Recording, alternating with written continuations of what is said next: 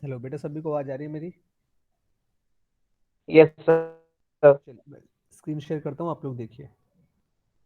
Yes sir, आ रही है आवाज।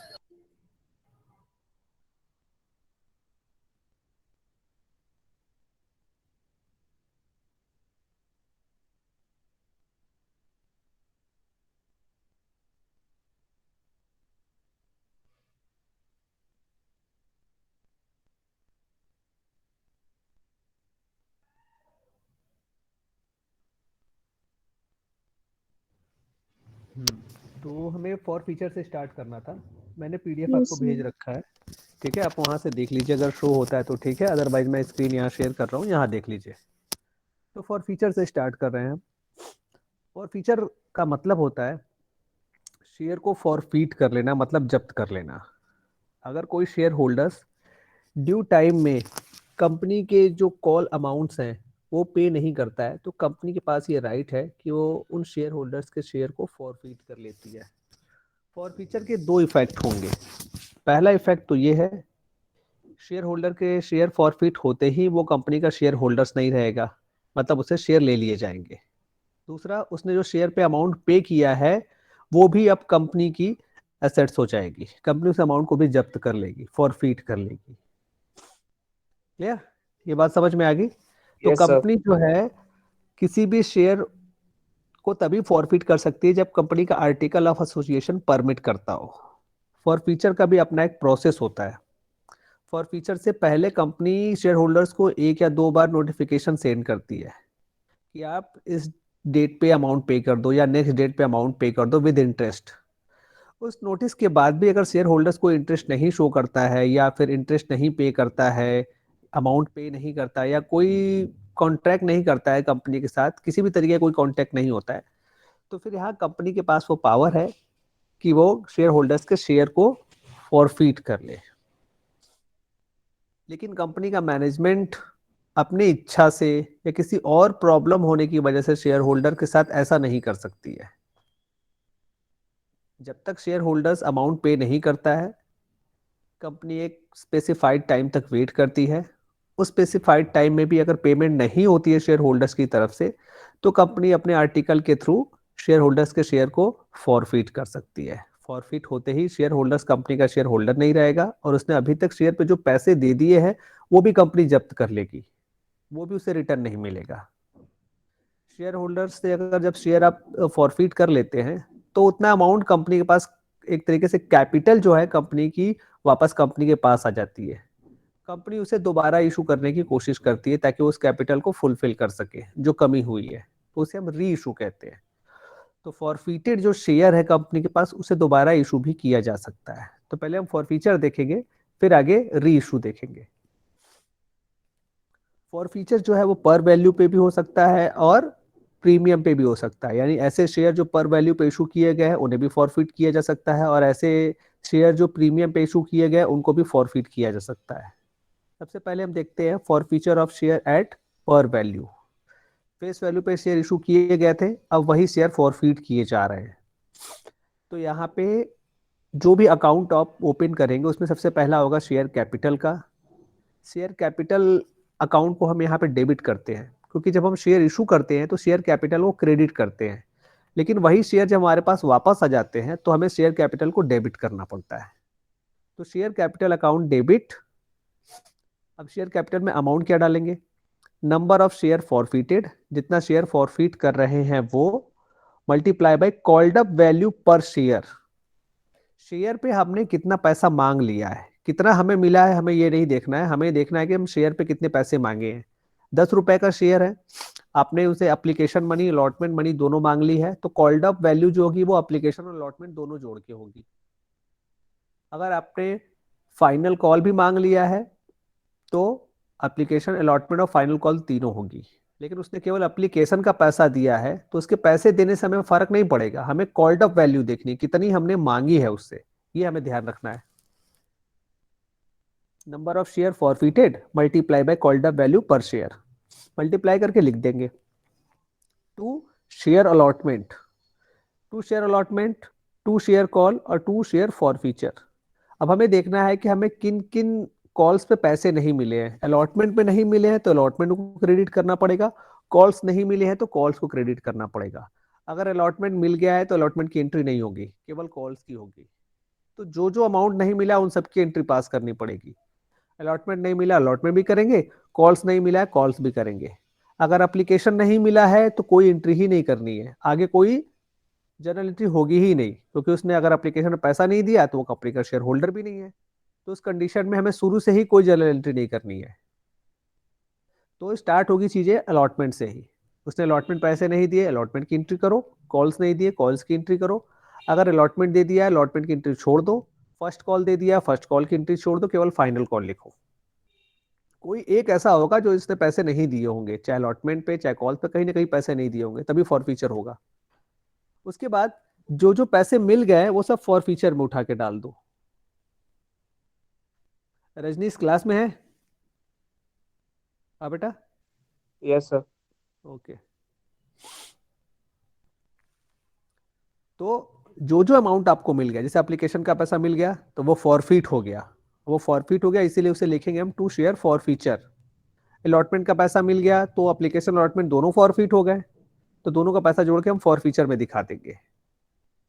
ये फॉर फीचर एट पर वैल्यू पे है। अब हम आगे देखते हैं फॉर फीचर एट प्रीमियम। जब आप शेयर प्रीमियम पे इशू कर रहे हैं उस कंडीशन में फॉर फीचर करनी पड़े तो वहां पे दो कंडीशन आएंगे।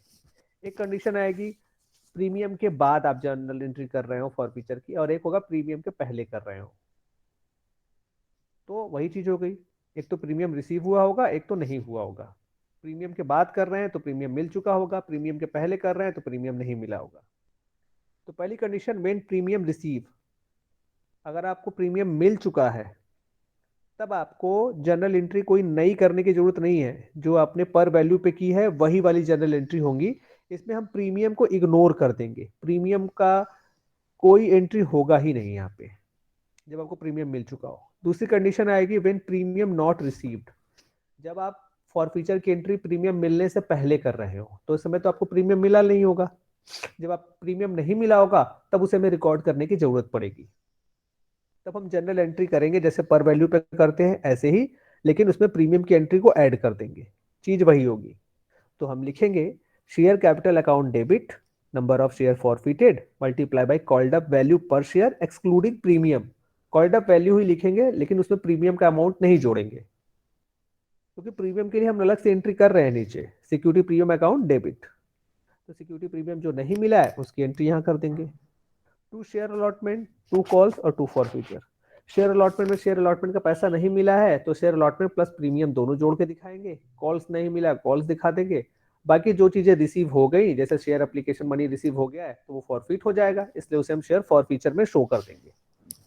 एप्लीकेशन अलॉटमेंट दोनों मिल चुका है आपको, तो इसका मतलब है कि अलॉटमेंट मिला है तो फॉर फीचर भी मिला होगा। तो जब फॉर फीचर मिल जाएगा तो हम यहाँ पे जो सिक्योरिटी प्रीमियम वाली एंट्री कर रहे हैं वो हटा देंगे हम पहले की तरह। तो दो एंट्रियां हो गई आपकी, पहला जब आपको प्रीमियम मिल चुका हो और दूसरा जब आपको प्रीमियम नहीं मिला हो। तो प्रीमियम मिल गया है तो परेशानी नहीं है, नहीं मिल गया तो उसकी एंट्री करनी पड़ेगी आपको।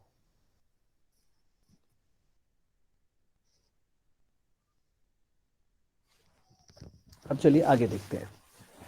एंट्री में किसी को कोई डाउट है? No sir. चलिए अब आगे नो जाते सर। हैं। ठीक है बेटा। अब चलिए हम प्रीमियम के थोड़ा से कुछ क्वेश्चन देखते हैं, सॉरी फॉर फीचर के क्वेश्चन देखते हैं।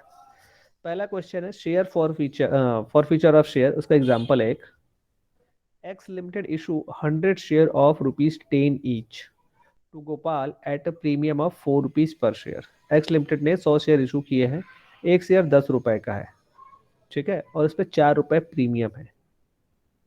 Only 3.5 per share have been received on this share on application. केवल ₹3.5 ही मिले हैं, ₹3.5 ही मिले हैं एप्लीकेशन मनी, ठीक है। Gopal has not paid 6.5 on allotment including premium. Gopal ने 6.5 अलॉटमेंट पे नहीं दिए जिसमें प्रीमियम भी शामिल है, तो ₹4 का प्रीमियम हो गया, तो अलॉटमेंट मनी आपकी 2.5 ही हो गई। 3.5 आपका एप्लीकेशन, 2.5 अलॉटमेंट और ₹4 प्रीमियम इंक्लूडेड है। ₹2 on first call and ₹2 on final call, make journal entry. तो इसने केवल एप्लीकेशन दिया है, ना ही अलॉटमेंट दिया है, ना ही कॉल्स दी है। तो अलॉटमेंट नहीं दिया तो प्रीमियम भी नहीं दी। अब प्रीमियम नहीं दी, इसका मतलब प्रीमियम की भी जर्नल एंट्री करनी पड़ेगी। तो आप शुरू से जर्नल एंट्री बनानी स्टार्ट करेंगे। क्या एंट्री बनाएंगे आप? पहली एंट्री क्या बनाएंगे आप? अलॉटमेंट की। तो bank on debit to share, sorry application ही करेंगे पहले। Bank on debit to share application and share application debit to share capital. तो एप्लीकेशन मनी 3.5 रुपीज है, 100 शेयर इशू आप कर रहे हैं, तो 3.5 मल्टीप्लाई बाय 100, ठीक है, 350 पूरा पूरा हो जाएगा। Yes, sir. 350 आपके हो जाएंगे ये। अब हम आएंगे अलॉटमेंट पे। जब हम अलॉटमेंट करेंगे तो हम एंट्री करेंगे bank on debit, sorry share Yes, allotment sir. Account debit to share capital. अब प्रीमियम भी मांगना है तो टू सिक्योरिटी प्रीमियम। ये हमारी ड्यू करने की एंट्री हो गई। Share allotment account debit to share capital to security premium. Share allotment में जाएगा कितना? 6.5 मल्टीप्लाई बाय 100, 650 पूरा पूरा शेयर अलॉटमेंट में जाएगा। अब शेयर कैपिटल में कितना पैसा डालेंगे हम? एक्चुअल अमाउंट जो एप्लीकेशन पे हम मांग रहे हैं, हम मांग रहे हैं 2.5। 2.5. हाँ, मल्टीप्लाई बाय 100, 250 आपका शेयर कैपिटल में चला जाएगा। बचे 4 रुपए एज अ प्रीमियम। तो 100 मल्टीप्लाई बाय 4, ये सिक्योरिटी प्रीमियम 400. अकाउंट में चला जाएगा 400 रुपीज। यहाँ अलॉटमेंट ड्यू करने की एंट्री हो गई आपकी। 3.5 के बाद कुछ भी नहीं दिया है, मतलब अलॉटमेंट में कोई पैसा नहीं आएगा। फिर आप कॉल भी करेंगे। Share first call account debit to share capital to multiply by 100, 200 and 200। यहाँ भी पैसा नहीं मिलेगा। फाइनल कॉल भी करेंगे हम। Share final call account debit to share capital 200 and 200। पैसे नहीं मिलेंगे। हम डायरेक्टली अब पहुंचे फॉर फीचर पे। जब हम फॉर फीचर पे पहुंचेंगे तो सबसे पहले शेयर कैपिटल को डेबिट किया जाएगा, क्योंकि शेयर आपके वापस आ रहे हैं आपके पास। तो शेयर कैपिटल आपका डेबिट होगा।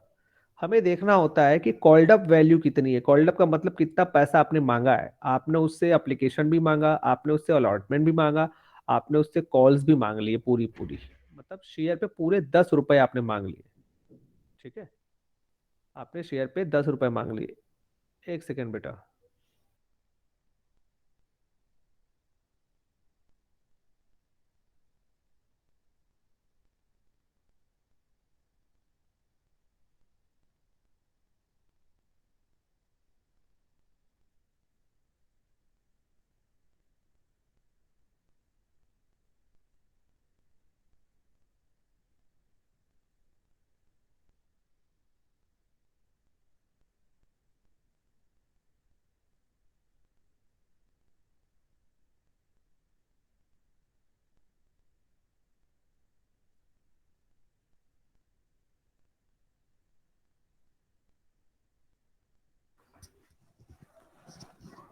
मेरी आवाज आ रही सभी को?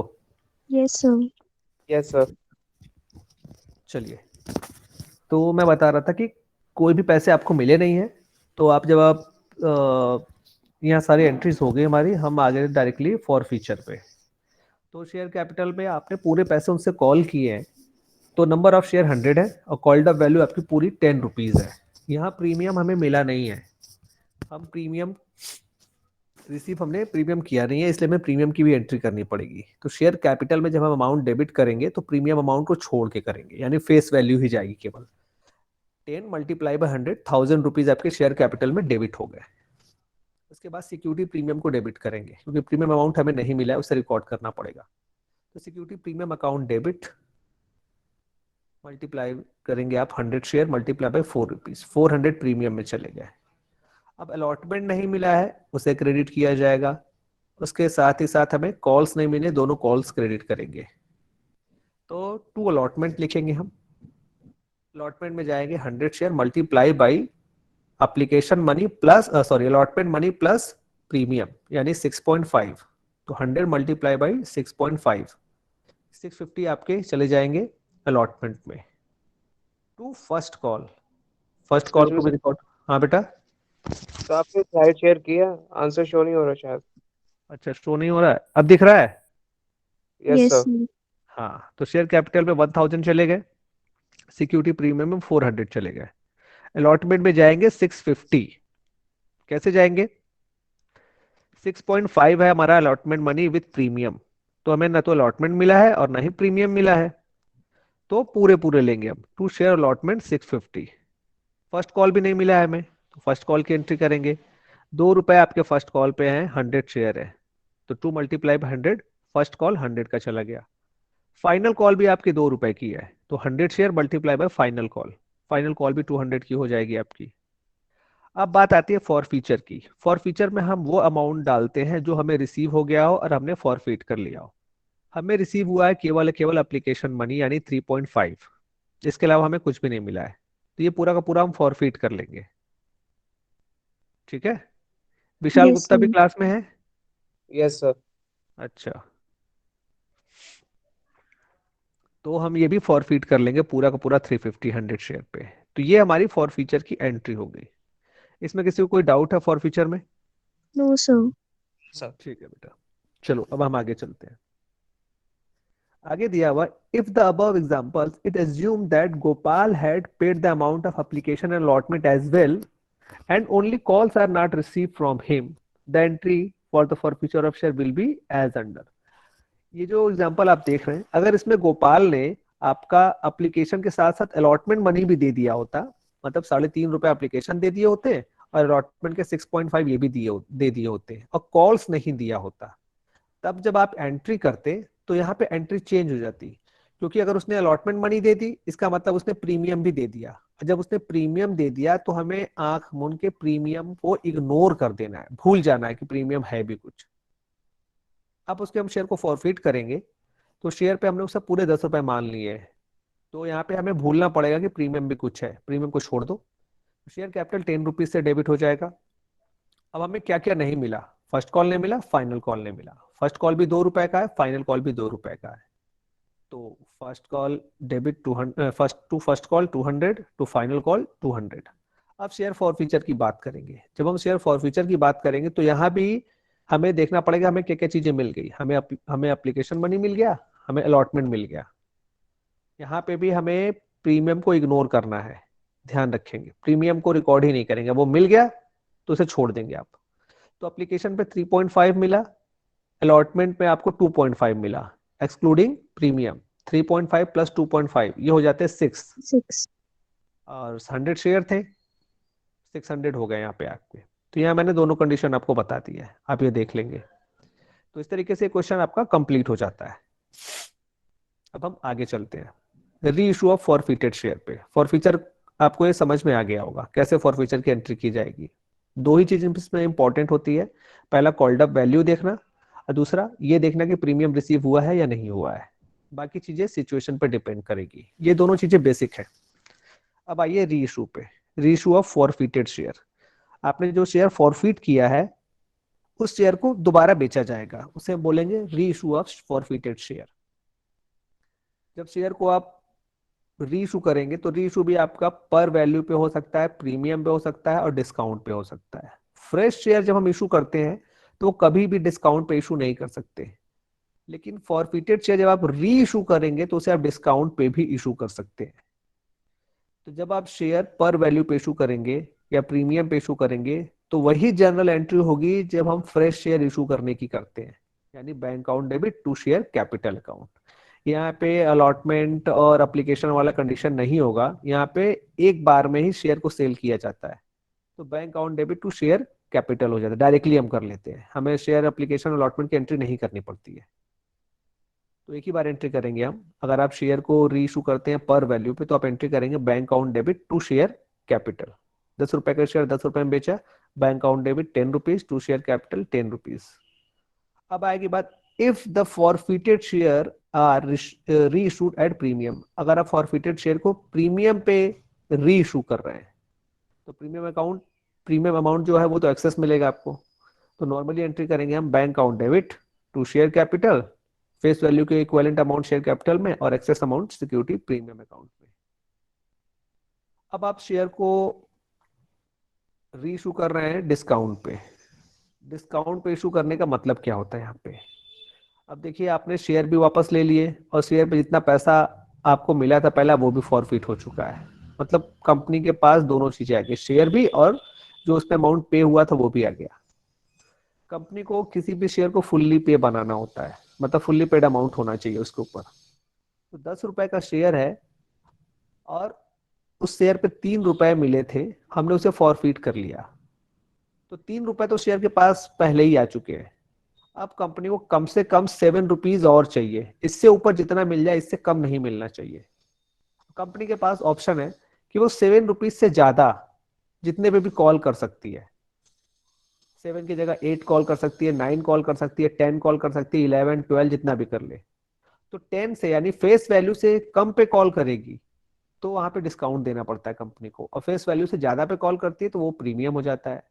तो फेस वैल्यू 10 रुपीज है शेयर की और कंपनी उसे 8 रुपीज में बेच रही है, तो 2 रुपए तो और चाहिए फुल्ली पे बनाने के लिए। ये 2 रुपए जो है, जो आपने शेयर को फॉरफिट करते समय एक्सेस पैसे रख लिए थे अपने पास, वहां से एडजस्ट किए जाएंगे।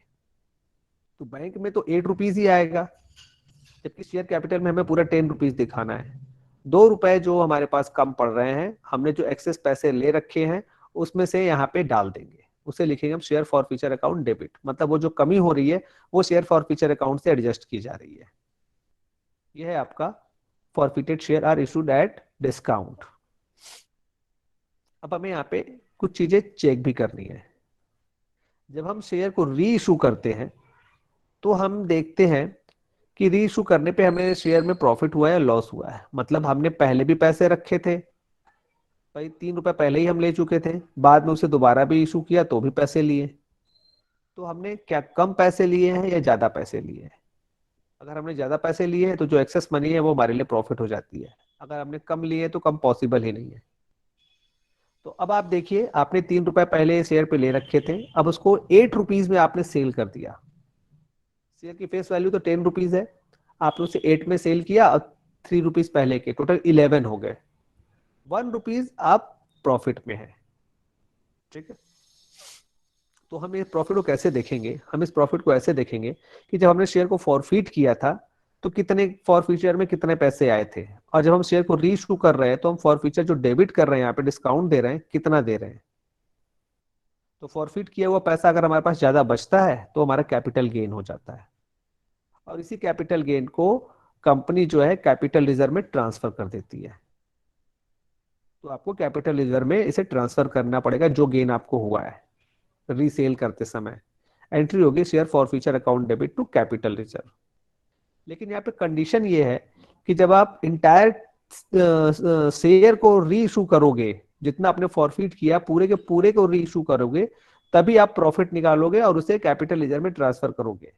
लेकिन जितना आपने फॉरफिट किया है उसमें से कुछ पोर्शन शेयर का इशू करोगे तो पूरा पैसा आप प्रॉफिट में डाल नहीं सकते। उस समय हम देखेंगे कि हमने कितना शेयर फॉरफिट किया था, उसमें से कितना सेल कर रहे हैं। जितना शेयर हम सेल कर रहे हैं उतने शेयर का प्रॉफिट निकालना पड़ेगा एज अ प्रोपोर्शन, और उतना प्रॉफिट ही हमारे कैपिटल रिजर्व में जाएगा। बाकी जो शेयर सेल नहीं हुए हैं, जो बचे हुए हैं, उनका जो प्रॉफिट वाला हिस्सा है वो फॉरफीचर में वैसे ही पड़ा रहेगा, उनको हम ट्रांसफर नहीं करेंगे। क्लियर बेटा? Yes, sir. Yes, sir. ठीक, चलिए अब हम एग्जांपल के थ्रू समझते हैं। एक शॉर्ट समझ लेते हैं। 1000 शेयर थे, आपने उसे फॉरफिट कर लिया। 1000 शेयर फॉरफिट करते समय उसमें 3 रुपीज मिले होंगे आपको, तो आपने 3000 रुपीज पूरे पूरे फॉरफिट कर लिए होंगे। अगर आप पूरा 1000 शेयर दोबारा री इशू करते हो 8 रुपीज पे, तो आपके पास 800 रुपीज आ जाएंगे दोबारा इशू करने पे, और 300 पहले से पड़े हुए हैं आपके पास, टोटल होगा 1100। जबकि शेयर की फेस वैल्यू है 10 यानी कि 100 आपके पास एक्सेस पड़ा हुआ है। ये हमारा सीधे सीधे कैपिटल गेन हो गया और कैपिटल रिजर्व में ट्रांसफर कर देंगे इसे।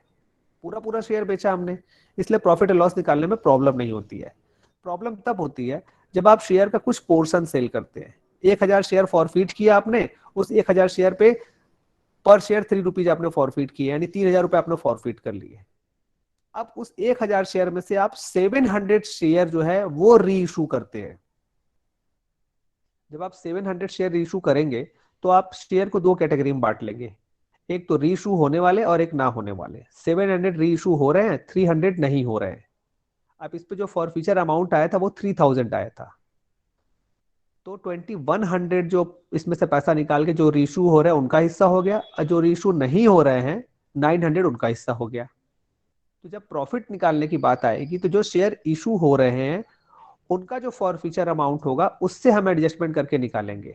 जो रीइशू नहीं हो रहा है उनका तो फॉरफीचर अकाउंट में वापस वैसे ही पड़ा रहेगा। तो यहाँ पे 900 फॉरफीचर अकाउंट में वैसे ही पड़ा रहेगा, क्योंकि उसे हमें टच ही नहीं करना है, क्योंकि हम उसे सेल भी नहीं कर रहे। हम सेल कर रहे हैं 700 शेयर। ठीक है। हाँ बेटा, आवाज आ रही मेरी? हेलो हेलो हाँ हेलो, एक फेवर कर दे, बोल ओटीपी बता, ओटीपी आया होगा। बेटा बताओ। क्लास चल रही है। ये कौन बच्ची है?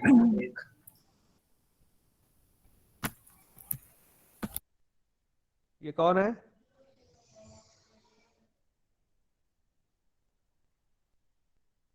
खुशी भारद्वाज। क्लास छोड़ दिया इसने? सर म्यूट कर लिया सर। बेटा इतने लापरवाह मत हो जाओ कि पता न चले कि भी क्लास चल रही है। अगर बीच में कोई इंपॉर्टेंट काम आ जाता है, क्लास लेफ्ट करो, कंप्लीट करके फिर ज्वाइन कर लो। लेकिन इतना ध्यान होना चाहिए कि आप क्लास में या क्लास से बाहर है। तो बेटा अगर ये चीजें आगे हुई तो उसको सारे क्लासेस के लिए सस्पेंड कर दिया जाएगा और कोई अटेंडेंस भी नहीं दी जाएगी। ये बात आप ध्यान रखें। मैं मानता हूँ कि गलती से हो सकती है ये चीजें, बट आपको पता है कि क्लास चल रही है आपकी 4:30 to 5:30। बीच में कोई इंपॉर्टेंट काम आता है, कॉल आ जाती है, ऐसा कुछ करना है, क्लास लीव करो, काम पूरा करो, क्लास ज्वाइन कर लो। इतना ध्यान होना चाहिए आपको। ठीक है, ध्यान रखेंगे आगे से सभी ये चीजें। अब हम आ जाते हैं एग्जाम्पल पे अपने। X limited issued 40,000 equity share of ₹10 each eight a premium of 2.5 पर शेयर। एक्स लिमिटेड ने 40,000 शेयर इशू किए हैं, एक शेयर 10 रुपए का है जिसपे प्रीमियम है 2.5। The amount was payable as follow: on application 2 rupees, on allotment 4.5 per share including premium. तो 2.5 प्रीमियम है तो अलॉटमेंट मनी हो गई 2 रुपए। On call 6 rupees per share, 6 रुपए आपने कॉल पे मांग लिए। Owing to heavy subscription, the allotment was made on pro rata basis as follow. Over subscription condition में प्रो राटा बेसिस पे शेयर को इशू कर दिया गया। Point 1, applicants for 20,000 share were allotted 10,000 share. जिसने 20,000 मांगे थे उसे 10,000 दिए गए, यानी 2:1 का रेशियो है। जिसने 2 मांगा उसे 1 दिया गया। Applicants for 56,000 share were allotted 14,000 share. तो 4:1 का रेशियो यहाँ पे था। जिसने 56,000 शेयर, जिसने 4 मांगे उसे 1 दिए गए। पॉइंट 3 है, applicants for 48,000 share were issue या अलॉटेड वर अलॉटेड 16,000 शेयर। तो 3:1 का रेशियो यहाँ पे था। It was decided that excess amount received on application would be utilized on allotment and the surplus would be refunded. Allotment पे use करो और जो एक्सेस पैसा हो उसे उठा के रिफंड कर दो। मतलब कॉल्स तक ले जाना ही नहीं है आपको। Ram to whom 1,000 share were allotted who belong to category A failed to pay allotment money. Ram जिसे 1,000 शेयर अलॉट किए गए थे वो कैटेगरी ए से था, वो पैसे पे नहीं कर पाया अलॉटमेंट का। His share were forfeited after the call. इसके शेयर को कॉल के बाद ही फॉरफिट कर लिया गया। Pass the necessary journal entries in the book of X limited for the above transaction. हम देख लेते हैं यहाँ पे फिर से। एप्लीकेशन मनी 2 रुपए है, अलॉटमेंट मनी भी 2 रुपए है, प्रीमियम 2.5 रुपए है और कॉल्स 6 रुपए है। जिन लोगों ने 20,000 शेयर के लिए एप्लीकेशन डाली थी उन्हें 10,000 दिए गए। मतलब जिसने 2 शेयर मांगे होंगे उन्हें 1 शेयर मिला होगा। 56,000 शेयर जिसने मांगे होंगे उन्हें 14,000 शेयर दिए गए। जिसने 4 मांगे होंगे उन्हें यहाँ पे 1 दिया गया होगा। Applicants for 48,000 share allotted 16,000 share. जिसने 3 मांगा उसे 1 दिया गया। ठीक है। एक्सेस पैसे जो होंगे वो केवल अलॉटमेंट में एडजस्ट करेंगे। उसके बाद अगर और कुछ पैसा बच जाता है तो कॉल तक नहीं ले जाना है, उसे सीधा का सीधा हमें क्या करना है, रिफंड कर देना है। Ram to whom 1,000 share allotted who belong to category A failed to pay allotment money. Ram जो था कैटेगरी ए से था। कैटेगरी ए क्या है? 2:1 वाली। 2 शेयर के लिए अप्लाई किया था, 1 शेयर मिला। इसे मिला है 1000 शेयर। मतलब इसने अप्लाई कितने के लिए किया होगा? 2000 के लिए किया होगा। ठीक है, 2000 शेयर अप्लाई किया होगा तो इसे 1000 शेयर अलॉट किए गए। इसने केवल केवल एप्लीकेशन मनी दी है, अलॉटमेंट मनी नहीं दी है। ठीक है, तो एप्लीकेशन मनी दी है तो एप्लीकेशन मनी कितनी दी होगी? 1000 शेयर इसे मिला है, 2000 के लिए इसने एप्लीकेशन डाला होगा। तो 2000 शेयर पे इसने एप्लीकेशन मनी भेजी होगी 2 रुपए, यानी 4000 रुपए इसने भेजे होंगे पूरे के पूरे। उस 4000 रुपए में से 2000 रुपए तो इसके एप्लीकेशन पे एडजस्ट हो गए होंगे, 2000 रुपए हो गए इसके एडवांस, जो कि अलॉटमेंट में एडजस्ट होना चाहिए, लेकिन इसने अलॉटमेंट मनी दी ही नहीं है कुछ भी। तो पहले हम देखेंगे इससे अलॉटमेंट मनी लेनी कितनी है। हमें इससे अलॉटमेंट मनी लेनी है 4.5। अलॉटमेंट प्लस प्रीमियम दोनों लेना है, तो 4.5 लेना है हमें 1000 शेयर पे, यानी 4500 इसे हमें लेना है अलॉटमेंट मनी। लेकिन इसका जो एडवांस मनी था 2000 रुपए, वो एडजस्ट हो जाएगा। 4500 में 2000 तो एडजस्ट हो गया, बच गए कितने इसके? 2500 बच गए, जो कि हमें अलॉटमेंट पे इसने नहीं दिया। 2500 अलॉटमेंट नहीं दिया और आगे कॉल्स भी नहीं दी है। His share were forfeited after call, इसने कॉल भी नहीं दिया। तो 1000 शेयर पे 6000 रुपीज कॉल्स के नहीं दिए। इसके शेयर को फॉरफिट कर दिया गया कॉल मांगने के बाद, यानी कि पूरे के पूरे इससे 10 रुपए मांग लिए गए हैं। आपको इसके फॉरफीचर की एंट्री करनी है। ठीक है, तो चलिए अब हम यहाँ पे देख लेते हैं कैसे कैसे एडजस्टमेंट होगा हमारे पास। हमें सबका निकालना पड़ेगा, किसका कितना एक्सेस मनी आया और किसका कितना एडवांस पैसा जो है अलॉटमेंट पे एडजस्ट होगा और किसका पैसा बचेगा। अगर आपका पूरा पैसा एडवांस जो है अलॉटमेंट में एडजस्ट हो जाता है तब तो अच्छी बात है, लेकिन अगर आपके पूरे पैसे एडवांस एडजस्ट नहीं होते हैं, एक्सेस पैसा बचता है, तो आपको रिफंड कर दिया जाएगा। तो हमें यहाँ पे सबका अलग अलग देखना पड़ेगा। अगर सबके पैसे आगे एडजस्ट हो सकते कॉल में भी तो हमें प्रॉब्लम नहीं होती, लेकिन हमें यहाँ पता लगाना ही पड़ेगा कि एप्लीकेशन अलॉटमेंट के बाद कितना पैसा एक्सेस बच रहा है। तो आप इसके लिए एक टेबल बना लेंगे सिंपली, जिसमें आप ये देखेंगे कि कितना शेयर इसने मांगा था, कितने शेयर इसको मिले हैं, कितना इसने पैसे भेजे थे, उसमें से कितने एडजस्ट हुए, कितना एक्सेस बचा है और उस एक्सेस में से कितना एडजस्ट हो रहा है, ये भी हमें देखना पड़ेगा। क्लियर? तो अब हमें एक टेबल बनाना पड़ेगा। वो टेबल इस तरीके से आपको शो करेगा। पहले आप इसमें डालेंगे कि इतना शेयर उसने अप्लाई किया है और कितने शेयर उसे मिले। तो आपको यहाँ पता है 20,000 के लिए अप्लाई किया 10,000 मिले, 56 के लिए अप्लाई किया 14 मिले, 48 के लिए अप्लाई किया 16 मिले। ये आपको पहले नोट करना पड़ेगा। 20 के लिए अप्लाई किया 10 मिले, 56 के लिए अप्लाई किया 14 मिले और 48 के लिए अप्लाई किया 16 मिले उसे। ठीक है, तो अब आप एक्सेस मनी निकालेंगे। एप्लीकेशन मनी जो है वो 2 रुपए है। एक्सेस एप्लीकेशन मनी कितनी आई?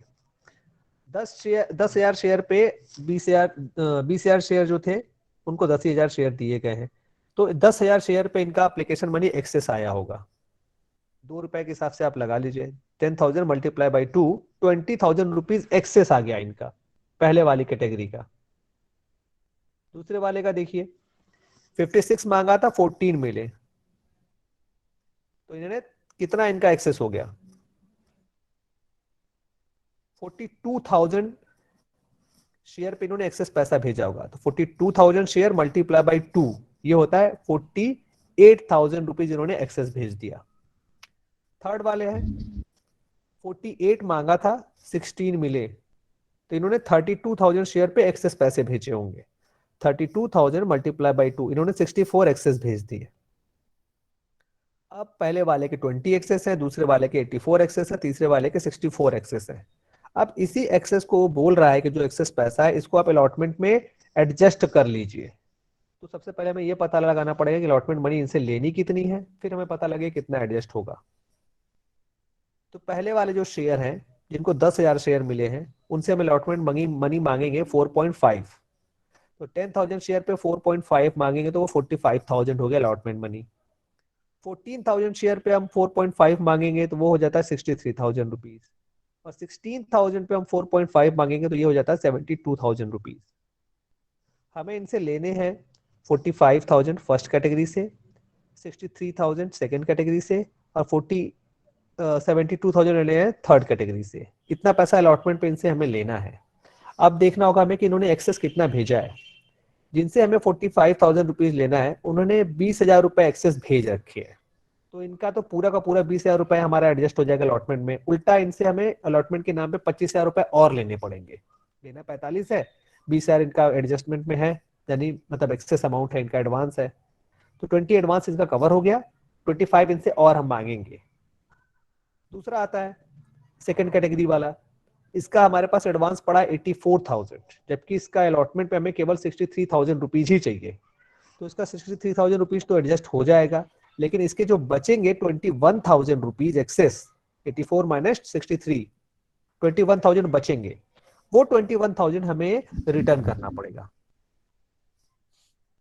तीसरी कैटेगरी 64,000 रुपीज इनका एडवांस पड़ा है, जबकि इनसे हमें लेने 72,000 रुपीज। तो इनका कितना कम पड़ रहा है अभी, 8,000 रुपए इनसे हमें और मांगने पड़ेंगे इनका एडवांस एडजस्ट करने के बाद।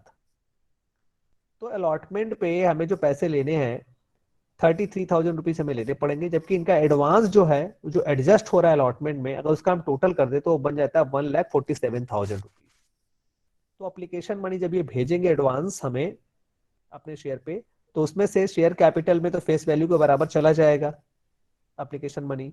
एक्सेस जो 147,000 इनका अलॉटमेंट में एडजस्ट हो रहा है उसको हम अलॉटमेंट में डाल देंगे। क्लियर? तो चलिए अब यहाँ आते हैं हम। पहले हम एंट्री करेंगे bank account debit to equity share application या शेयर एप्लीकेशन। टोटल शेयर हमारे पास जो आए हैं वो 1,24,000 शेयर के लिए एप्लीकेशन आए हैं, जिसमें से हमें केवल 40,000 शेयर इशू करने हैं। ठीक है, 40,000, 1,24,000 शेयर के लिए हमारे पास एप्लीकेशन आ गया। तो 1,24,000 मल्टीप्लाई बाई 2 करेंगे तो 2,48,000 शेयर हो गया सीधा सीधा। 2,48,000 पे आपने एप्लीकेशन मनी ले ली और फिर इसको ट्रांसफर किया शेयर कैपिटल में, अलॉटमेंट में और बैंक में। तो शेयर कैपिटल में आपका तो 40,000 शेयर मल्टीप्लाई बाई 2 रुपीज ही जाएगा, 80,000 इसमें चला गया। एक्सेस पैसा जो हमने यहाँ पे अभी 1,47,000 निकाला है जो एडजस्ट होगा वो अलॉटमेंट में डाल देंगे। और आपको बताया ना कि एक पर्सन जो है, जो बी वाला जो है, बी कैटेगरी वाले का 21,000 रुपए एक्सेस हो रहा है, वो 21,000 रुपए हम कर देंगे बैंक से वापस टू बैंक 21,000 रुपए। हाँ बेटा। सर जो 21,000 ज्यादा हो रहा है वो कॉल्स पे एडजस्ट नहीं हो सकता? नहीं बेटा, इसमें बोला कि अलॉटमेंट में ही एडजस्ट करना है, इसके बाद वापस कर देना। देखो ये लिखा है यहाँ पे, it was decided that excess amount received on application would be utilized on allotment and the surplus would be refunded।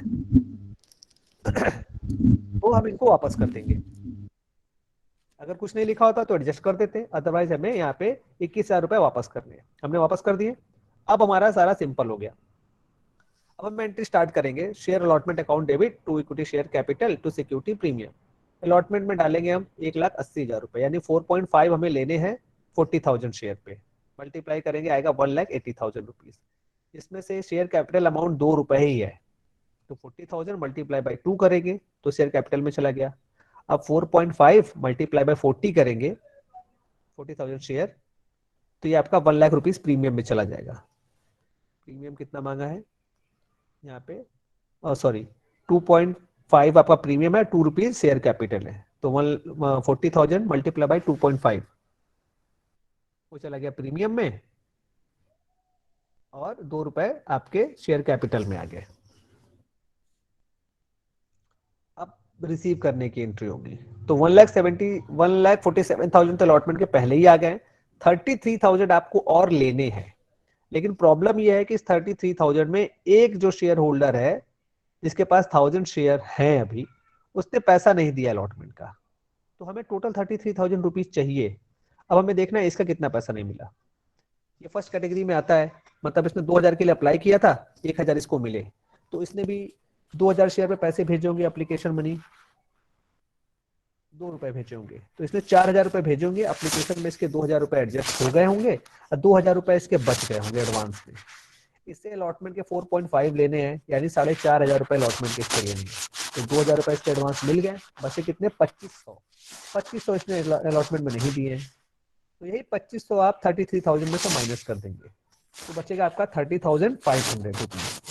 और यही आपको बैंक से मिल जाएगा। तो आप लिखेंगे bank account debit to share allotment 30,500। आप चाहे तो एरियर डाल सकते हैं यहाँ पे, एरियर की एंट्री डाल देंगे तो भी यहाँ पे आपका 25,000 शो हो जाएगा। लेकिन जरूरी नहीं कि एरियर की एंट्री करें, आप जो मिला आपको वही शो कर दीजिए। आप कॉल मांगिए, आप कॉल मांगेंगे, कॉल कितने का है?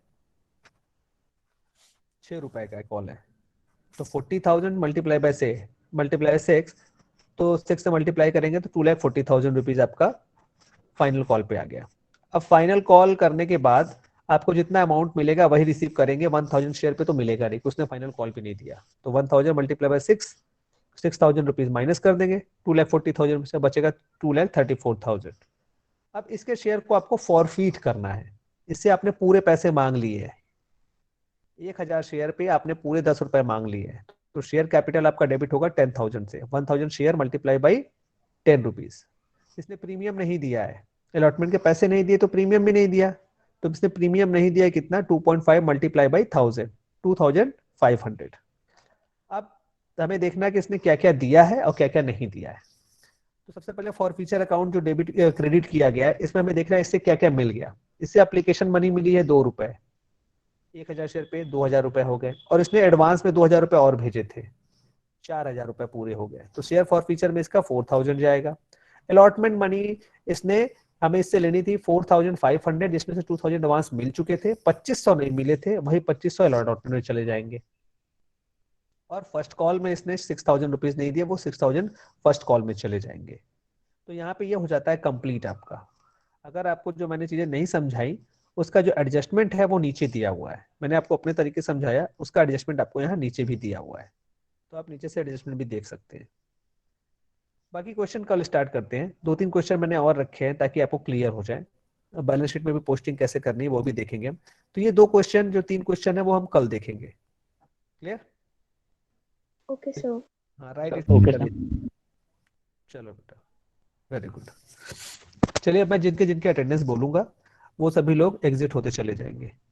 यस बोलने की जरूरत नहीं है, आप डायरेक्टली एग्जिट हो जाएंगे। आज है 19। रोल नंबर 2083 एग्जिट हो जाना बेटा, तुम्हारा लग गया है। और ओके। 2108 2112 present sir. 2112 बोला था बेटा, तुम्हारा 2212 है। 21 सॉरी सर। कोई बात नहीं। 2141 2212। Present sir. हाँ बेटा, लगा दिया है, आपको एग्जिट होना है बस।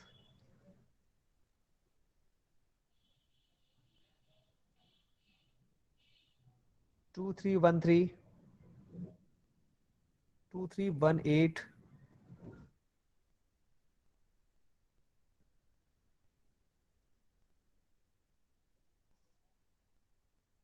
2319 प्रेजेंट सर।